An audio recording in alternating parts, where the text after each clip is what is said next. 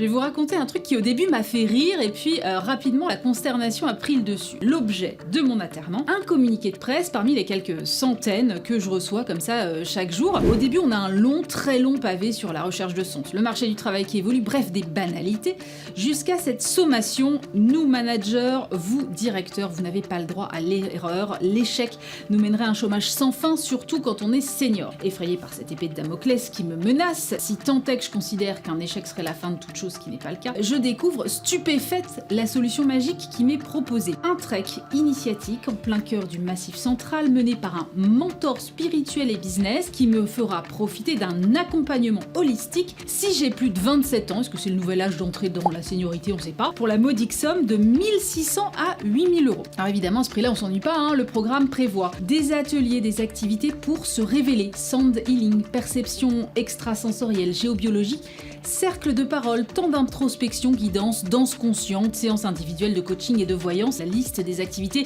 est à peu près sans fin. Ce qui me fait réagir, c'est que je vois de plus en plus de propositions de ce genre fleurir sur internet. Les nouveaux gourous du business sont légion, mais sont peu légitimes. Et s'ils sont aussi nombreux, c'est sans doute qu'il y a un marché, des attentes. Et à ça, je ne vois finalement qu'une seule explication, celle de la solitude de l'entrepreneur, du dirigeant, du manager.